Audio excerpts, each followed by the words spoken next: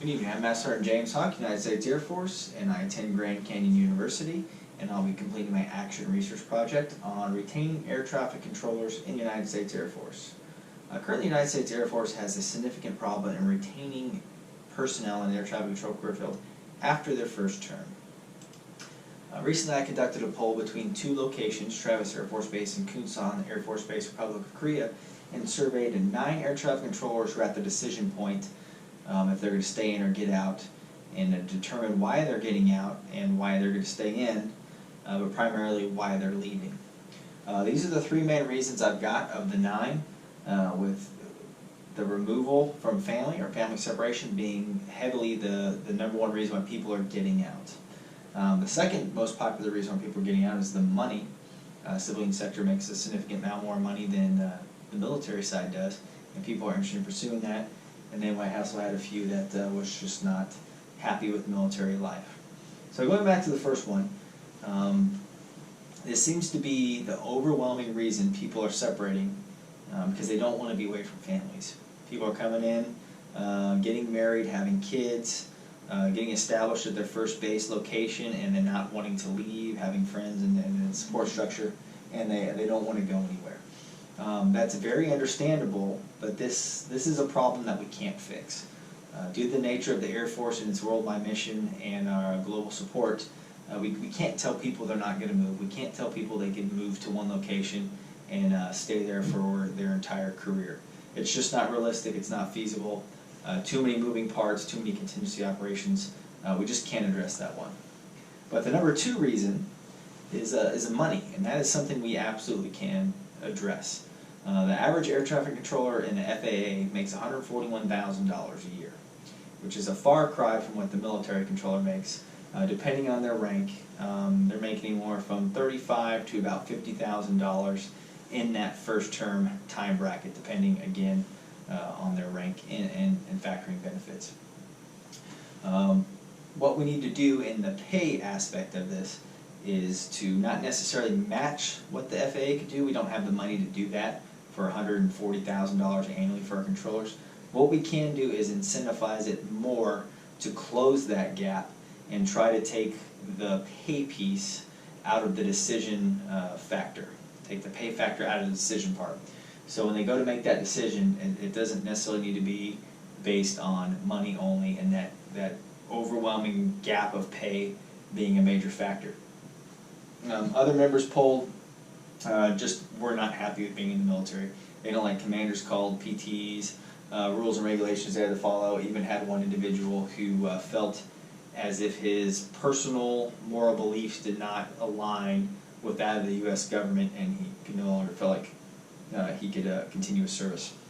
Looking at the chart here, you'll see that the vast majority of those polled were in that zone A, that first term airman who completes 6 years. And majority of them are all getting out.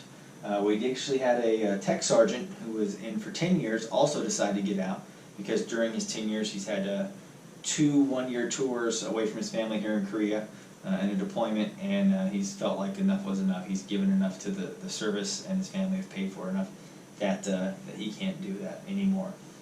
And there was really no amount of money that was going to change that. But the reason I'm taken to the stakeholders of this organization in the Air Force is because we need to make a change, and you guys as stakeholders are the ones that can do that. First and foremost, the Air Traffic Control Career Field Manager is by far the most powerful stakeholder in this process and has the most legwork to do to make this plan happen. So what I need from the Air Traffic Control Career Field Manager as a stakeholder is to approach higher headquarters, articulate this need real time, and then get them to buy off to fund this project of retaining our controllers, and then show them that this is what we need to do to save time and money ultimately in the long run in retraining and recruiting new controllers. That will trickle down to the facility chief controllers, the facility managers, the individuals who actually run at the base level. This is going to be 2-pronged for the chief controllers. What they need to do is, once this measure gets approved and the career field manager pushes out to the facility chief controllers that the methods that we're going to use are approved, they need to educate their people about it. Not only do they just need to push a document that says, hey, this is approved, more money is available, but they need to sit and talk to the people and then demonstrate the fact that we're putting our money where the mouth is.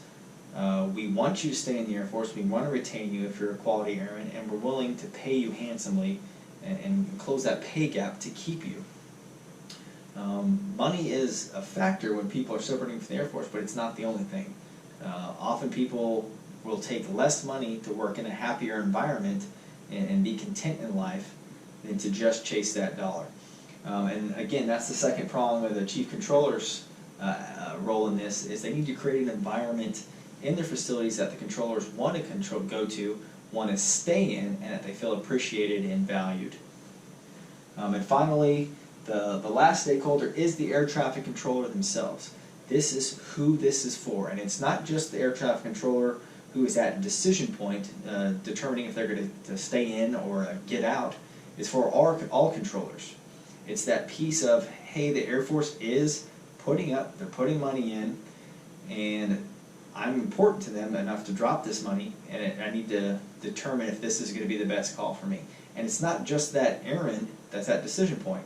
It's the air traffic controllers that get left behind to pick up the slack when these individuals separate. And retaining airmen does not only happen in that last year or 6 months when we have to decide if that person's getting out or not. It happens every year of their enlistment. The happier they are, the more likely they're going to stay, and it's that self-actualization piece of being happy, being appreciated, and then being monetarily compensated that's going to keep the air traffic controller in. In the past, we've pretty much done more of the same, which is not wrong, it's just I want to beef it up. Re-enlistment bonuses have been there, special duty has been there, and first duty assignment preferences have been there. But they're not quite meeting their mark. You can tell, you can look at the graph here, this is a re-enlistment bonus chart. So 15, 16, 17, 18, 19 are the years, and this is the bonus multiplier on the side. You can see in 2015, there was no multiplier. The Air Force decided there was going to be no bonuses, there was no need to retain airmen in this career field. They brought it back to 16 to a 2%, and it went away again in 17, and then 18 and 19 are showing steady at a 3 multiplier. However, this information is for our third enlistees, our Zone B, our 6 to 10, and that's not where we're hurting. We're hurting in Zone A. Our 4 to 6 year guys is who we need to retain. We're doing okay on that Zone B. Doesn't mean we don't need to address it. Doesn't mean it's not going to be talked about. But that Zone A airman who's separating after their first term, according to that last graph, at 6 years, is who we need to keep. So we need to adjust that. Special duty pay. We're currently getting special duty pay as our traffic controllers. We have 2 levels of special duty pay. If you are a trainer, training other traffic controllers, you're going to get an additional $75 a month. If you are a supervisor performing supervisory duties in the facility as an air traffic controller, you will get $225 extra a month, which is good, not bad. Again, I feel it's a necessity that we have to do to keep us somewhat competitive with the civilian sector and pushing us a little bit in front of other Air Force jobs. But again, not enough. One element that is available to us that is a functioning program, it does not need to be tweaked, it just needs to be advertised, in my opinion, is the first term base of preference. Currently, when an airman goes for a list after the first term, they put out their base of preference lists, including 8 bases, and then the assignments manager tries to match them with one of those. It's a great program. I went to utilize it. It didn't work out, but there's no reason it can't. It's a very underutilized program, maybe underpromoted. My new retention plan, I'm not trying to reinvent the wheel here, I just want to beef up what we've got going. Reenlistment bonuses. Right now, 18 and 19, we saw a 3 multiplier for Zone B, 6 to 10. That's fine. Keep it as it is. It's a decent amount of money. But we need to attack Zone A. Zone A, those 4 to 6 year guys need to have a reenlistment bonus of a 5 multiplier.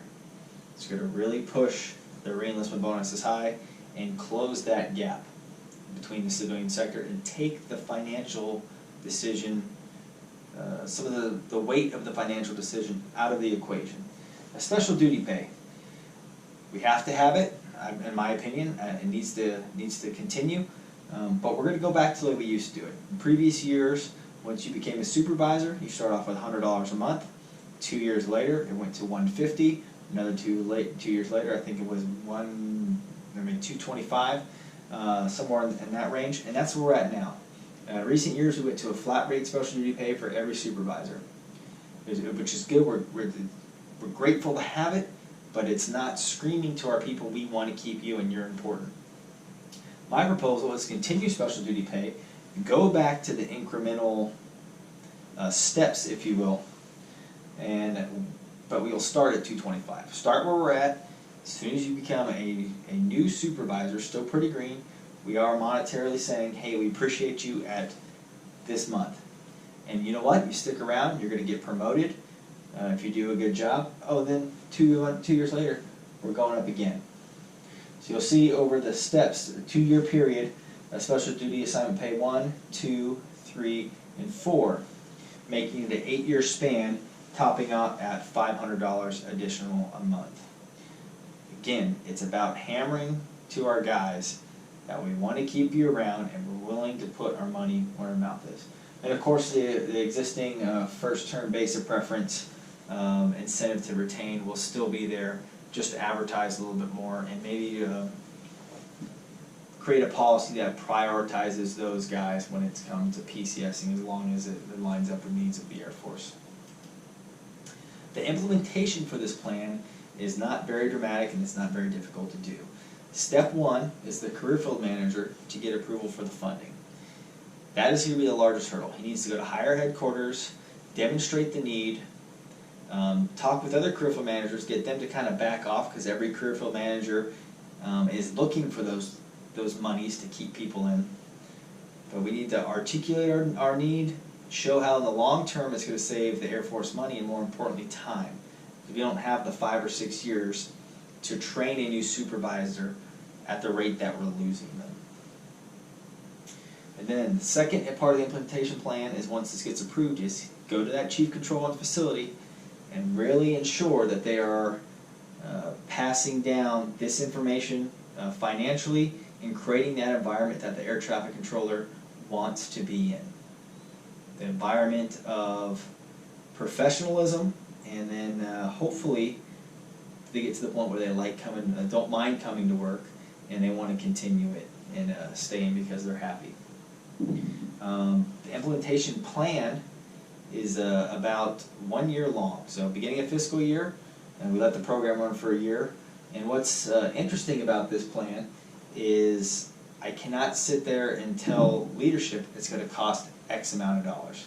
This program is dependent, cost dependent on how many of those people actually utilize it.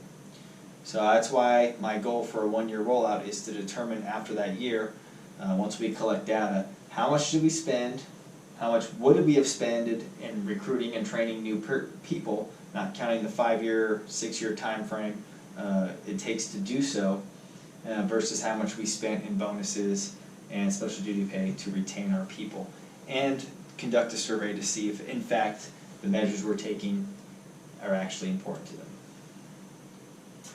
Evaluating the results, I touched on that briefly.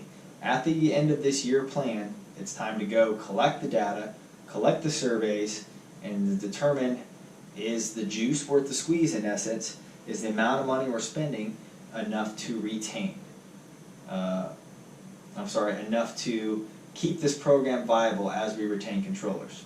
Now, if we don't contain any additional controllers because of this program, we're not really out that much money, because the cost is dependent on how many individuals utilize the program. And if no one's utilizing it, the cost isn't going to be there. If a lot of people are using it, the cost is going to be higher. Then we go to the drawing board to evaluate costs of retaining versus training, recruiting, and then that intangible of time.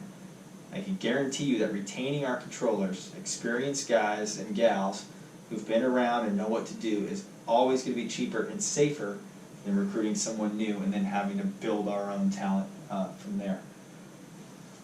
At the end of that year, we will evaluate, and once we've determined that this program has retained enough people or has not, then we will make the decision to implement it again a second year, make changes, draw it down, add it up accordingly to retain our people. I'm James Hawk. That's my plan for retaining air traffic controllers in the first term in the United States Air Force.